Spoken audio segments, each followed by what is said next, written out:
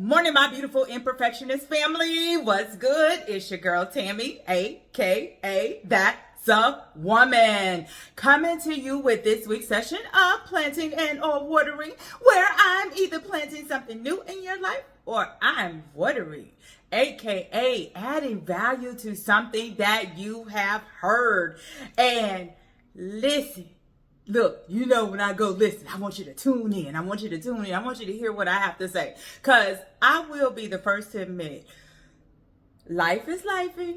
Yes, it is. And you know, when you hear more and more of how people are really, as though people wasn't hurting enough prior to November 5th, they are hurting like depression. Like I heard stories like some shenanigans of like a man shot his wife because she voted for a certain person.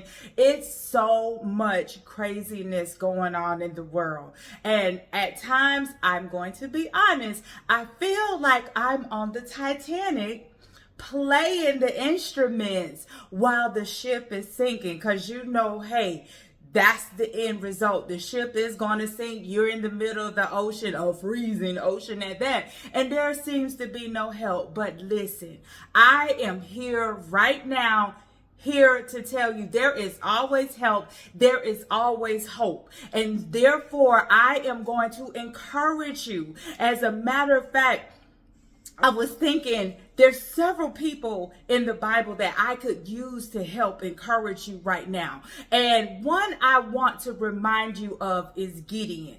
Gideon was a man that didn't know who he was. He was what they would call low in his community. His family was low in his community. And so Gideon, when approached by the angel of the Lord, who called him a mighty man of valor, Gideon didn't understand. He's like, God, if I am a mighty man, you're going to have to show me, especially if you're telling me I got to go to war. Look, bring it right now. We got to go to war. I'm going to insert Ephesians when Ephesians says to put on the whole armor of God.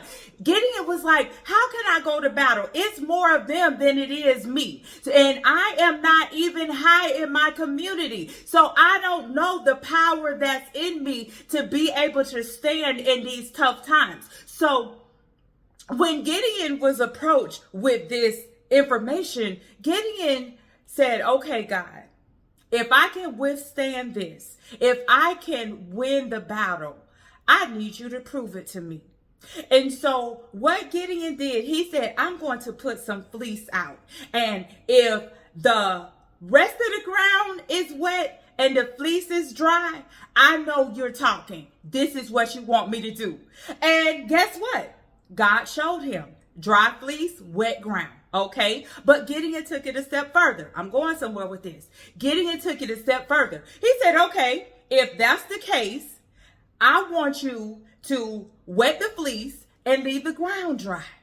And so God did that. And God did that to show him that no matter what he was up against, he was going to be okay. He was going to be protected. Why? Because the angels of the Lord had Gideon's back. And so therefore, I am here to encourage each and every one of you under the sound of my voice. The angel of the Lord has your back. Don't give in to the fear of what's going on and the fear of the possibilities of what could be. Because listen, that possibility doesn't have to be your possibility, and it doesn't even have to really take place. But if you continue to give those things energy, if you continue to give it power, then you're magnifying the situation and you're allowing those things to manifest. This is a time where I am going to say, undoubtedly, we have to keep our eyes on God. Remember, I mentioned a little while back Zora Neale Hurston's book, Their Eyes Were Watching God. This is where no matter what is going on, instead of us focusing on what's coming, what could be, what might be, anything like that, we gotta stay present. We gotta stay with our eyes focused and fixated on God. Remember, the scripture said, I will lift up mine eyes unto the hills from whence cometh my help. Where does my help come from? It comes from the Lord. It comes from the Lord. Yes, we are facing some very difficult times, but guess what? What did I say recently? James said, think it not strange when these things happen. Because guess what? Our ancestors were delivered before, and guess what? They will be delivered again. We will be delivered again. God is always up to something, even when we don't understand it. Even when we don't understand it, God is so intentional. And I just feel versus us focusing on the negative, which that's what they want us to do, we got to focus on God. I know what's getting ready to happen. I know who's getting ready to happen. But God, I trust you. God, I lean not to my own understanding. And one thing I know, God, I am like a tree planted by the rivers of water. I'm going to bring forth my fruit in my season. And whatsoever I do, it shall prosper. Know that you're going to prosper. You can prosper in the midst of a famine. You got to trust God and know that as long as God is with you, it don't matter who come up against you, Gideon. So even when Gideon got ready to select his army, he started with thousands, went to war with 300, and guess what? Won the battle. Won the battle. You know why? Because what God in essence is saying, the battles are not yours to fight. So while you sit here and try to fight these battles, while you sit here and sin and continue to keep fear on situations that are beyond your control, and I know control freak, I say that in love, I know control freak, you want to control the narrative. Sometimes you got to let go and let God. You gotta, not even sometimes, all the times, let go. Trust God. Go with the flow of life. But that's why Jesus said, cast your cares upon me, because I care for you. And as long as I care for you, I got you. And that's what God and all the supernatural forces that are here with us are telling us. You can't sit here and say, I'm going to be depressed for the next 4 years and think that your life is going to thrive. You can't think that. And as long as you're thinking negative, you never get into a thriving, a growth, a prosperous, and abundant mindset. You can't do that from a place of negativity. In fact, I'm waiting for the recording, but I had the opportunity, yes, I did, the opportunity to do a radio interview on Philly 107.9 on Sunday morning. And one of the questions that he asked me, he said, Tammy, for the people that need help, and I'm talking in respect to counseling, because I'm going to go interject that too. If you're sinking to a dark place, I want you to get help, have those conversations. He said, but to the people who don't think they need it and need to talk to somebody, what would you say to them? And I would say to them, how are you showing up in the world? Are you showing up broken? Are you showing up bitter? Are you showing up angry, combative? Are you showing up depressed? Woe is me. Listen, that is none of God's plans for you. Remember, Jeremiah 29:11 said, I know every thought that I think towards you. They're thoughts to have you prosper, to have you in good health, to have you prosper as your soul prospers. Your soul was put here in this physical body to prosper. It was sent here to explore and enjoy and to even experience things like this.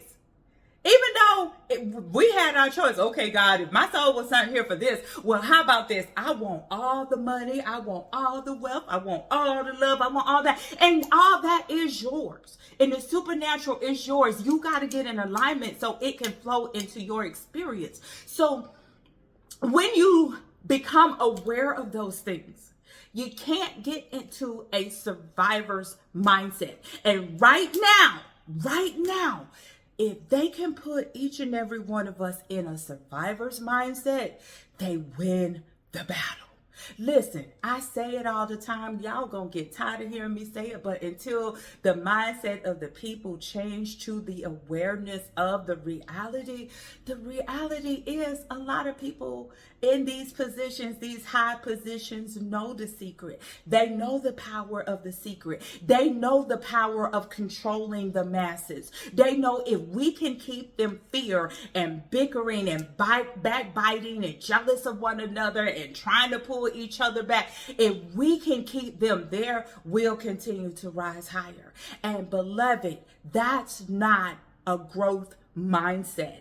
Growth mindset says, I want my brothers and my sisters to prosper as we prosper together. As a matter of fact, I think he said something to me about, being my brothers and sisters keeper. And one thing you all know, I am a big advocate for us being each other's brothers and sisters keepers. That's what helps make this world a better place. Listen, Michael Jackson said it starts with the man in the mirror. There was a message there that was missed, because a lot of people think in order to make the world a better place, the people around them have to act a certain way. Everybody have to do what they want them to do. Then the world becomes a better place. No, beloved, the world do not become a better place based on that activity and that mindset. The ideology of making the world a better place starts with you. That's why they say, be the change that you want to see in this world. Be the change, be the hope, be the encourager. That's why iron sharpens iron. We got to be each other's iron, especially through these dark times. We have to. No way do we get ahead by holding each other back, by operating in that negative energy, that energy that says, okay, you get yours and I'm going to get mine. Because let me tell you, we are to thrive together. We're to operate in love. And if we can all get to a place of love, which starts with us doing our work, because I am convinced more and more the reason this thing is having an effect on people the way it is again, they're broken, they're hurting, they don't know how to say, hey, this is my story. This is how I'm feeling. I need to talk about this. I need to release this. And a lot of that is safe spaces hadn't been granted. So it's time for us to give the safe space, give people permission to feel how they're feeling. Acknowledge it. I say it all the time. You gotta feel it. If you're hurting, you feeling lower than you should, go ahead, feel it, because that's your emotion saying you don't like what's going on. And then ask your emotion, your inner being, your Holy Spirit inside of you, what do I need to do to fix this? What do I need to do to fix this? Because operating in fear, operating in depression, operating in anxiety, that doesn't help you. It has a negative effect on you. Getting into a survivor's mindset has a negative effect on you, because why? You're operating from a mindset of lack. My goal from the beginning of starting planting and or watering has always been to get you into a growth mindset and an abundant mindset. Those are the things that bring about more happiness, more love, more joy, more prosperity, more abundance. All those good things that are labeled the fruits of the Spirit that we're supposed to focus on. And I know, I may get backlash from this, but I'm going to go ahead and say it. I know it's included in the fruits of the Spirit, but when you quote the fruits of the Spirit, take long suffering out. I don't want us to do the long suffering thing. As long as we have faith and we have hope, we don't have to focus on long suffering, because guess what? We're not suffering. What we're doing is we're going through what one would call a test and a trial. And when those tests and trials show up, God is with us. And it's not about long suffering. It's about us changing the perspective of how we're looking at things and how we're living things and how we're putting our faith in effect so that we can rise higher and allow God to do what he does. And what does God say? I like to get the glory, so I will show up, and we're going to add show out in your life. Okay, so listen, I hope you caught something that I said today, and that it shifts, that a shift occurs in your life, because that's what this is about. You got to stay present. You got to release the anxiety, the fear, the depression, and shift your mindset to look at things from our eyes of hope, because hope is what's going to bring about and beget more hope in our life. Okay, so listen, if your girl has said anything to add value, positivity, encourage you, and motivate you, listen, click on the link and to subscribe. I'm sorry. Oh, y'all, I just had a moment. So give your girl a thumbs up. Yeah, see, I tell y'all all the time, we imperfectly perfect people, so mistakes are going to happen. And guess what we do when they happen? We keep it moving. So if I said anything that encouraged you, give your girl a thumbs up, drop your girl a comment. If you're not part of our imperfectionist family, we are imperfectly perfect people, as I just showed you. Click the subscribe button and join us. And listen, if you're not catching Real Talk with Tammy B on Wednesdays at 7:30 p.m. Eastern Time, you are missing some conversations. Don't know when you will listen to this message, but tomorrow I have an author, Roy Rogers, who wrote a book, The Making of a Good Man. And I feel everybody should want to hear that conversation. So tune in. It will stream live on YouTube at That's a Woman, and if you miss it on the live, it will be recorded. So listen, I want you guys to keep your head up, be confident and hopeful, and keep the faith, knowing, Gideon, you mighty man or woman of valor, God's got you. God's got you, and you're so blessed. You're so worthy. So don't let anyone distract you from it otherwise, okay? Until the next time, be blessed and have an amazing day.